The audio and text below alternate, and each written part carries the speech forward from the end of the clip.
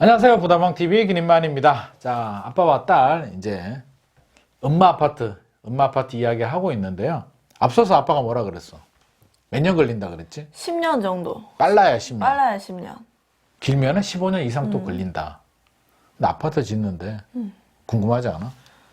왜 이렇게 오래 걸리는 거야? 그러니까 엄마 아파트 재건축 언제 하는 거예요? 그러니까. 입주는, 응. 그러니까 빨라야 10년이라니까? 응. 길면은 15년 이상도 걸릴 수 있는데, 우리가 일반적으로 이제 건설사가 아파트를 짓게 되면, 땅 사서 인허가 받고 짓게 되면 한 5년? 6년 정도면 이제 아파트를 지을 수가 있는데, 재건축이 뭐냐면, 예를 들어서 우리 아파트가 재건축이 된다라고 생각을 해보자고. 그러면 우리가 이제 조합원이 되는 거야. 집주인이니까. 조합원이 돼. 그러면 각 호실마다 다 집주인이 있겠지. 그럼 다 조합원이야. 회사로 따지면 주주 개념이야. 우리도 주주. 그 아파트에 있는 사람들 주인이 다 주주야. 그 회사의 주주.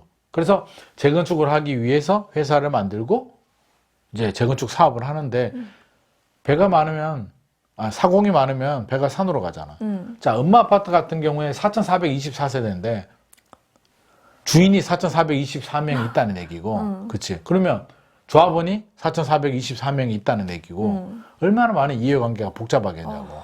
그리고 이제 추진위를 만들었는데, 아까 추진위라고 했잖아. 19년 걸렸다고 했잖아. 이제 뭘 해야 되냐면 조합을 만들어야 돼. 조합? 조합. 조합이 뭔지 알아? 조합이 뭐예요? 조합. 그러니까 앞서서 설명한 게, 자, 우리가 주주라고 생각하자고. 그렇지? 우리가 주주면 회사가 있어야겠지. 회사가 있어야 주주가 있잖아. 그렇지? 그 회사가 조합이야.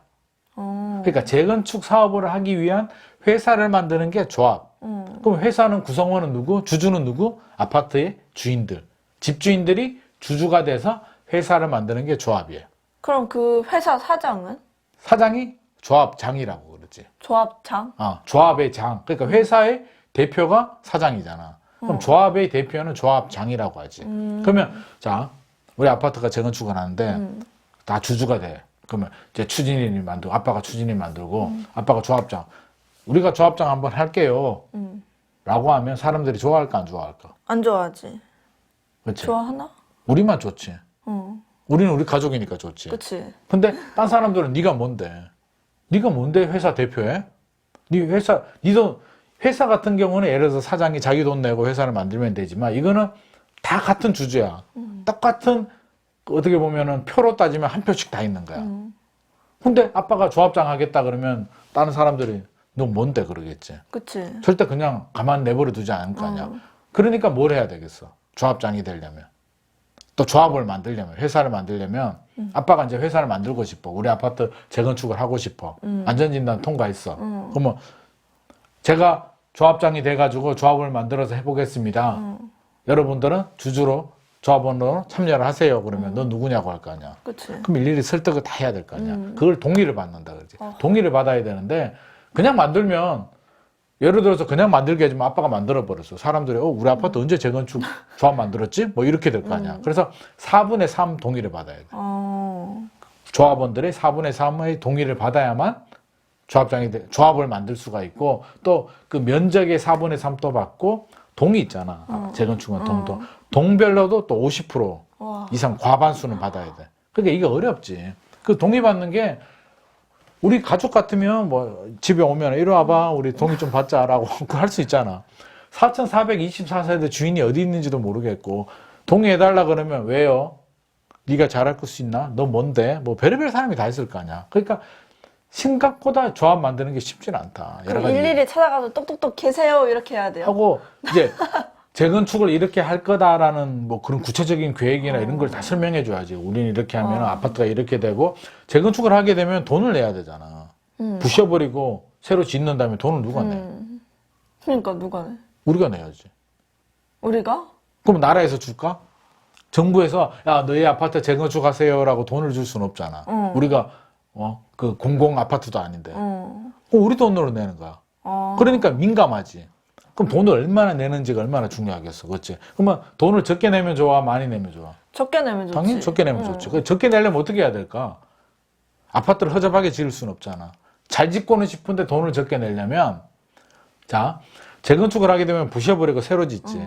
4,424세대인데 아까 엄마 아파트가 몇 세대라 그랬어? 5천 몇 세대? 5,778세대잖아. 1,000 몇백 세대야. 1,300세대 정도 늘어났잖아. 이 중에 이제 공공 임대 아파트도 지어야 되니까 빼버리면 엄마 같은 경우는 676세대 정도를 더 지을 수가 있는 거야. 그럼 지어서 가만 내버려 둘까? 아니, 그럼 팔아야겠지. 팔아야지. 그게 일반 분양이라고 하는 거야. 그럼 일반 분양하면 누군가 강남에 새 아파트니까 비싸게 주고 살 거 아니야. 조합원들은 좀 저렴하게 해주고 일반 분양은 비싸게 해도 되잖아. 대치동의 아파트 같으면 평당 1억에도 살 거 아니야. 그러니까 팔면은 돈이 들어오겠지. 그 돈을 가지고 사업비에 충당을 하는 거야. 그러면 원래대로 하면 우리가 뭐 얼마 정도 내야 될까? 공사비 따져보면 예를 들어서 한 10억 내야 되는 건데 일반 분양을 통해서 돈이 좀 들어오니까 조합원들끼리 좀 나눠줄 수 있잖아. 부담을 낮춰주면 10억 내야 될 게 예를 들자면 뭐 3억, 4억 내야 될 수도 있으니까 일반 분양을 많이 뽑을수록 유리한 거지. 근데 일반 분양을 그냥 뽑고 싶다고 뽑아지나? 나라에서 그게 안 되지. 왜? 무조건 이렇게 막 타워팰리스처럼 지어버리면 서울이 그냥 빽빽하게 되잖아. 그러니까 관리를 한단 말이야. 이 땅에는 요 정도만 지어. 그걸 용적률이라고 그래. 용적률을 뭐 주거지역 같은 경우는 뭐 3종 일반 주거는 뭐 250% 지어. 강남역 같은 상업지역은 뭐 900% 많이 지어도 돼. 상업지역이니까. 그러니까 상업지역이 비싼 거지. 그러니까 엄마 아파트 같은 경우는 원래 처음부터 너무 많이 지었어. 204%로 지었는데 이번에 이제 재건축 계획안을 보면 250%로 204에서 250%면 아주 많이 늘지는 않았잖아. 그치? 그러니까 일반 분양이 676밖에 안 나오는 거지. 둔촌주공 같은 경우에 뭐 막 공사 중단되고 뉴스 나오잖아. 둔촌주공은 5층짜리 아파트야. 그러니까 옛날에 많이 안 지은 거야. 이렇게 많이 지을 수 있는 땅인데 조금밖에 안 지으니까 부셔버리고 지으면 많이 지을 수 있겠지. 둔촌주공 같은 경우는 조합원이 6,100명인데 일반 분양이 4,000 몇백 개가 나와. 그러니까 돈이 많이 들어오지. 많이 들어오는데도 사업이 잘 안 되고 있잖아. 물론 뭐 공사는 들어갔지만. 그러니까 엄마 아파트 같은 경우는 일반 분양이 세대 수에 비해서 많이는 안 나오니까 앞으로 진행하면서 아빠가 생각에는 우여곡절이 좀 있을 것 같아. 엄마 아파트는 더 어렵겠네. 조합원들이 돈을 더 많이 내야겠지. 일반적인 것보다는 돈을 더 많이 내야 되지. 엄마 아파트가 14층 뭐 204% 용적률이 아니라 5층짜리 뭐 80% 용적률이었다면 대박 났겠지. 벌써 재건축이 됐겠지. 그치. 그러니까 이게 사업성이 잘 안 나올 수도 있고 또 문제는 그 지하로 뭐 GTX가 들어간다나? 아, 진짜? 공사. 아주 깊숙이. 그러니까 그것도 좀 이슈가 되고 이런 여러 가지 이슈들이 좀 있으니까 생각보다는 시간이 조금 오래 걸릴 수도 있지 않을까. 그리고 이제 그런 것도 있지. 규제. 뭐 초과이익 환수라든지 뭐 이런 규제들이 있기 때문에 나중에 초과이익 환수도 이제 돈을 나라에서 남는 돈을 뺏어가는 거니까 그런 규제들도 문제가 되고 이렇게 산 넘어 산. 그래서 앞으로 많은 진통이 좀 예상이 된다. 그래서 앞서서 아빠가 빨라야 10년, 길어야 15년 이상 걸릴 수도 있다라고 하는 게 이게 이제 막 이해관계가 복잡한 거예요. 주민들한테 돈 많이 내라고 하면은 뭔 소리야. 우리는 그렇게 못해. 막 이럴 거 아니야. 그래서 이게 굉장히 좀 어려운 사업이 될 것 같아. 되기만 되면 랜드마크가 되겠지만 아빠 생각에는 굉장히 좀 산 넘어 산이 되지 않을까 하는 우려스러운 좀 걱정도 되고 입주까지는 아빠 생각에는 민지가 한 40살 될 때는 될까? 내가 40살? 운이 없으면 그때까지 갈 수도 있고 그게 아니면 이제 빨리 될 수도 있지. 머리 아파. 그치? 그러니까 적어도 30살은 넘길 것 같다는 거지. 최소한 30살 넘겨서 민지가 30대 때 아마 입주하지 않을까. 30대니까 39세까지. 와우. 그러니까 이게 굉장히 긴 시간을 가지고 이제 접근을 해야 되는데 물론 장점은 있지. 재건축 장점이 뭐냐면 단계가 있거든. 지금 이번에 통과되니까 이제 플랜카드 같은 거 붙이면 이제 재건축이 될 것 같잖아.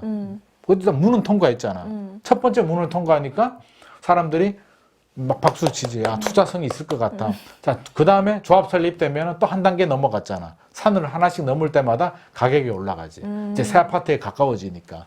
그렇지. 그래서 재건축은 오래 걸리지만 단계를 밟아 올라갈수록 가치는 올라가기 때문에 투자 측면에서 본다면 나중에 혹시라도 집값이 부동산 시장 분위기 안 좋아서 집값이 좀 떨어지면 우리가 엄마 아파트 떨어졌을 때 하나 들어가면 어차피 뭐 10년, 15년 후에는 될 수도 있으니까 투자성은 있지. 그래서 오히려 이렇게 분위기 안 좋을 때 집값 떨어지면 기회가 될 수도 있겠다. 그치? 아, 머리 아프다. 머리 아프지. 재건축이 이렇게 어려운 겁니다.